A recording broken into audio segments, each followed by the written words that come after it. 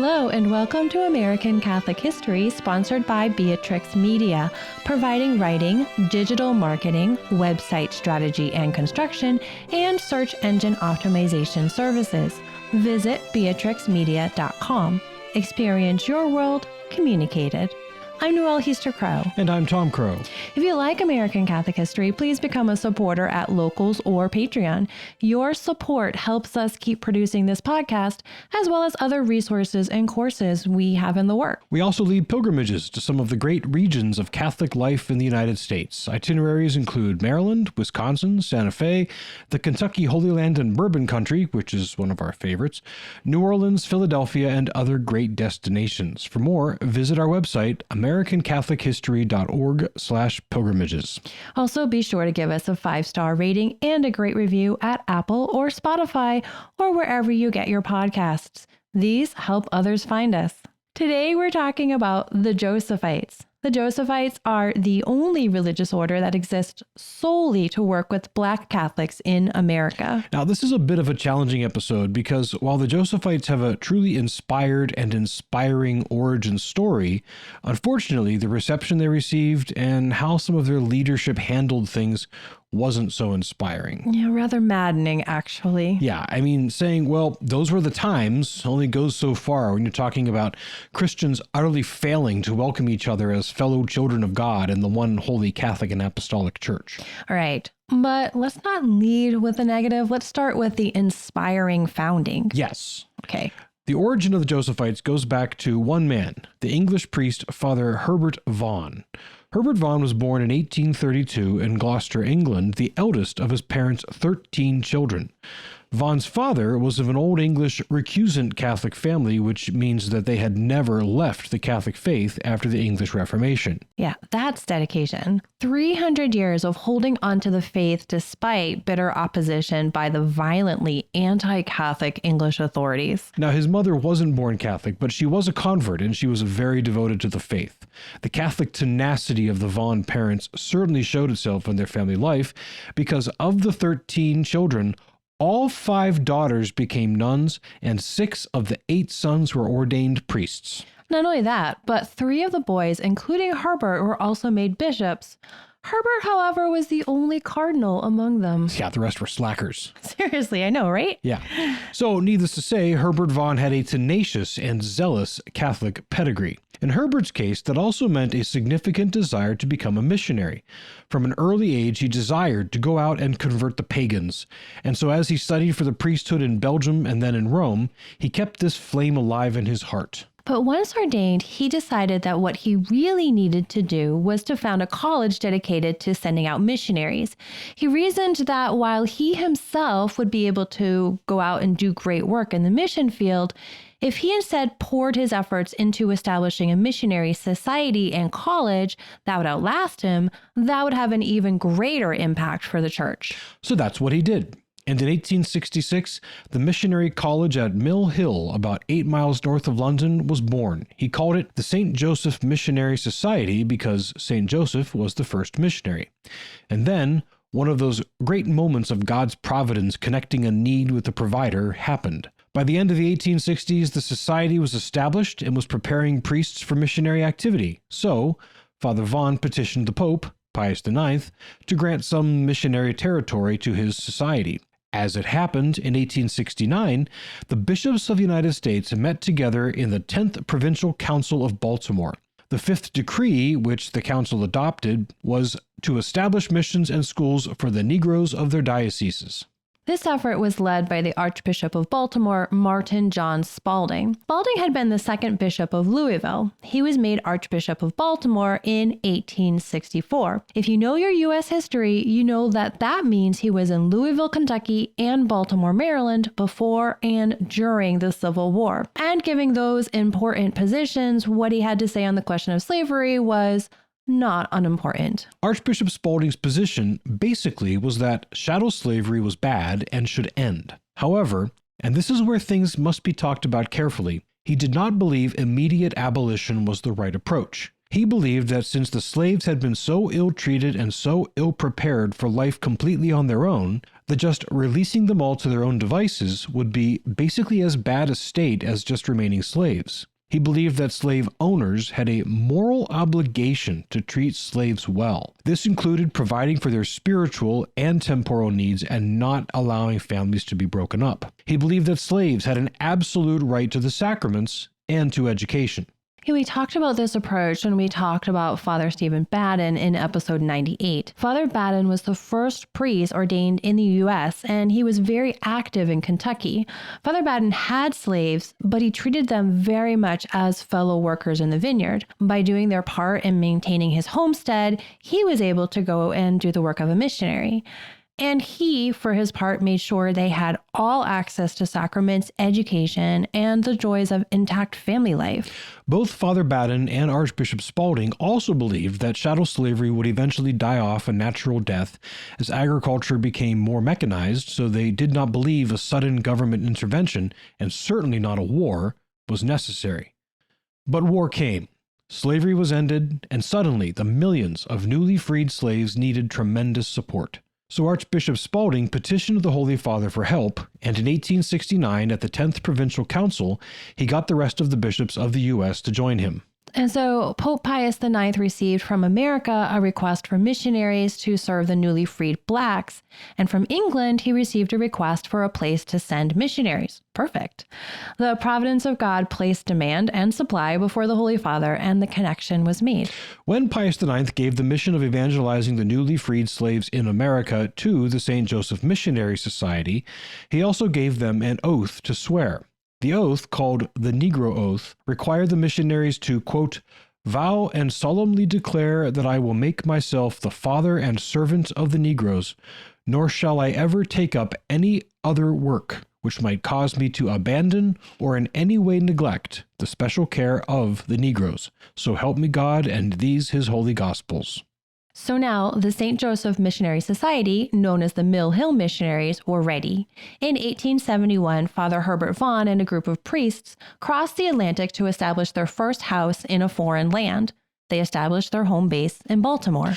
But Father Herbert didn't just plop down some priests and leave. He made a tour of America, especially the southern states, stopping in major cities and places with large concentrations of newly freed black Americans: New Orleans, Mobile, Natchez, St. Louis, Memphis, Savannah, and Charleston. He also coordinated support for building institutions.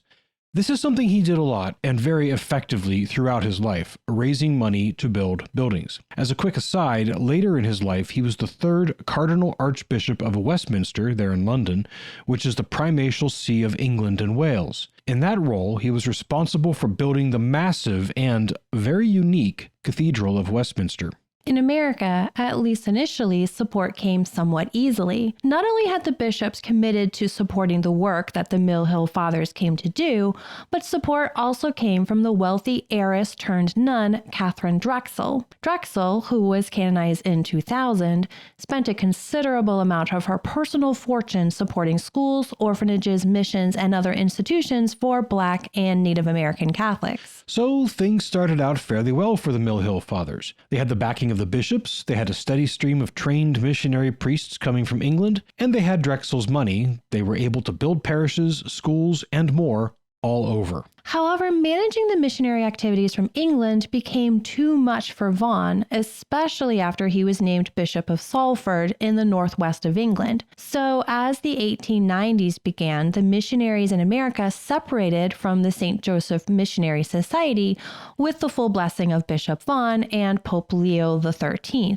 The new missionary society was called the Society of St. Joseph of the Sacred Heart, or the Josephites for short, and it was established under the wing of the new Archbishop of Baltimore, the one and only James Cardinal Gibbons. Now there's a name we've not mentioned much, which is shocking considering how big of an impact he had on the American church. But Cardinal Gibbons will certainly get his own episode, and he'll figure in more episodes in the future.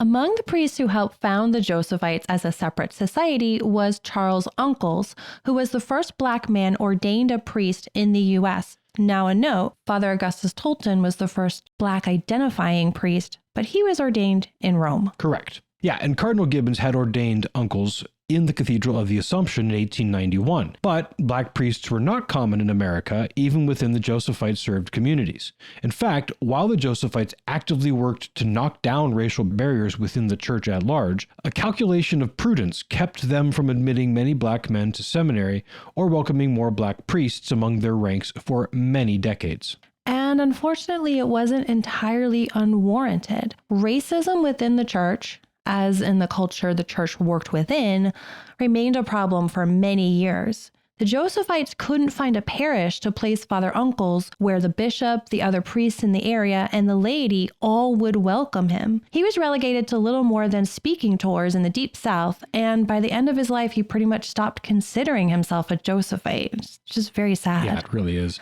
He wasn't the only co-founder of the Josephites to be utterly scandalized by the hardened racism he experienced in so many parts of the church. Father John Slattery, who was white, he had a grand vision of a large number of black priests working throughout the church in America, and lots of schools to really empower black families. He eventually renounced the priesthood, left the faith, became a lawyer in New York, and eventually got married. It is so sad how badly some people can be affected by the sin of others. Yeah, seriously. We actually saw an example of this built-in racism within the church when we visited St. Rose Priory in Kentucky. We were there while on our pilgrimage to the Kentucky Holy Land and Bourbon Country last August. It was an amazing trip, and I can't wait to go back. Yeah, we're going back in October, and we hope everyone will join us. Information about that and all our present pilgrimage itineraries is available at our website, americancatholichistory.org/pilgrimages. Right, but at St. Rose, unfortunately, there is a door on the facade that opens directly onto the staircase going up to the balcony. That was the door for the black Catholics, and they had to sit upstairs for years. So yeah, even while we were at this beautiful historic church where so many good and important things happened, there still was a reminder that wherever you find man, you find sin, and that sin too often harms others unjustly. Yeah. We actually did an episode on the history of St. Rose and the Dominicans who founded it, but the history we focused on was mostly before that facade and its extra door were built. I don't know that Edward Dominic Fenwick, OP, would have accepted such an offense. Yeah, I don't think so either. And even though that door and its history is there, it doesn't ruin the overall experience. The whole trip was fantastic. I hope many people come with us in October. But unfortunately, that sort of thing did happen in places. Too many places.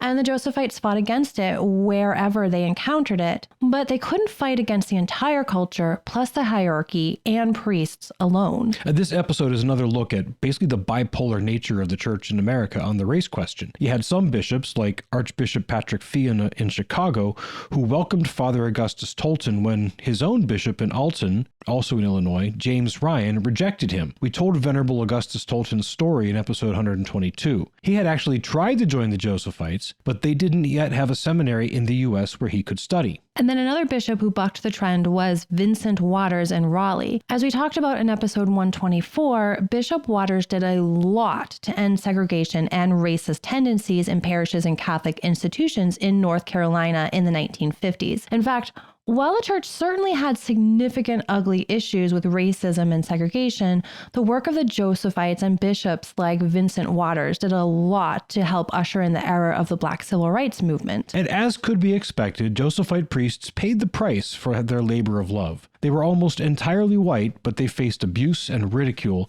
and in at least one case, something worse. In 1926, Father Vincent Warren, who was white, was kidnapped by the Ku Klux Klan. Now, he was released unharmed, thank God, and he went on to have a long and excellent career as a Josephite priest, founding parishes and leading many good works. But the work was never easy. No, it wasn't. But it was so appreciated in the places where the Josephites managed to establish their parishes and institutes. The laity loved them. In 1909, 4 Josephite priests and 3 black laymen in Mobile, Alabama did another great thing to aid black Catholics. They founded the Knights of St. Peter Claver. The Knights of St. Peter Claver is a fraternal organization similar to the Knights of Columbus, but explicitly for black Catholics. The reason for founding it was similar to the reason the Knights of Columbus was founded. Black Catholic men were joining secret societies like the Freemasons for the social and economic advantages that membership afforded. The problem, of course, is that the church forbids membership in such societies. So rather than just forbid the men the opportunities that the organization would provide, these 7 men started their own organization. but within the bounds of Catholicism. 40 men were inducted at the inaugural ceremony, and the Knights of St. Peter Claver spread throughout Black Catholic America. Today, the Knights and Ladies of St. Peter Claver is the largest Catholic fraternal organization for Black people in America. As an aside, Peter Claver, for those who don't know, was a Spanish Jesuit who did so much amazing missionary work among slaves in the Americas in the 17th century that he was named the patron saint of slaves and of African Americans. So naming the organization in his honor made a lot of sense. Things began to change for the Josephites in the 1940s and 1950s. As the era of the civil rights movement began to dawn, more dioceses were more and more open to the idea of Black priests and doing more things on their own to serve the Black Catholic community and end racist segregationist practices. This thawing, if you will, encouraged the Josephites also to adjust their policy and begin to accept more Black men into formation. And as time has marched on, the Josephites find themselves with a smaller scope for their mission. With the success of the civil rights movement, there just aren't as many all-Black enclaves which are underserved by the church. That's not to say they don't exist or that their needs aren't significant, but in most parts of the country, the diocese has resources in place to help with those needs. Yeah, most, but not all. No, certainly not. And this is why the Josephites are still needed. But nowadays it is a smaller order. Rather than the 300 priests and brothers which they had at the peak, they have just 55 members with 19 men in formation. And with those 55 members, they staff 38 parishes in 7 states and Washington, D.C., along with 4 grade schools and an all-boys high school in New Orleans. It is the only private Catholic high school exclusively for Black boys in the country. As the 21st century wears on, the Josephites continue their mission of serving the Black Catholic community, helping to preserve and promote a uniquely Black voice in the church, and serving those Black Catholics who have no one else to serve them. And judging by the love shown by so many of their parishioners and students, they still do a very good job of upholding that oath of Pius IX, making themselves the father and servant of those whom they serve, never abandoning nor neglecting the special care owed to their flock. This has been American Catholic History, sponsored by Beatrix Media and produced by the StarQuest Production Network. If you enjoy American Catholic History, become a supporter on Locals or Patreon. Get information about both and the perks of being a supporter at americancatholichistory.org/support. Also, sign up for our newsletter, learn more about the Josephites, see our upcoming pilgrimages, and find other episodes at our website. And be sure to check out our sponsor, Beatrix Media, providing writing, digital marketing, website strategy and construction, and search engine optimization services. Visit beatrixmedia.com. Experience your world communicated. We love getting your feedback and suggestions for episodes. You can email us at feedback@americancatholichistory.org. Find us on Facebook at facebook.com/AmericanCatholicHistory, on Instagram at ACH_podcast, or follow us on Twitter at ACH1513. I'm Noëlle Crowe. And I'm Tom Crowe. Thank you once again for joining us on American Catholic History, sponsored by Beatrix Media and produced by StarQuest.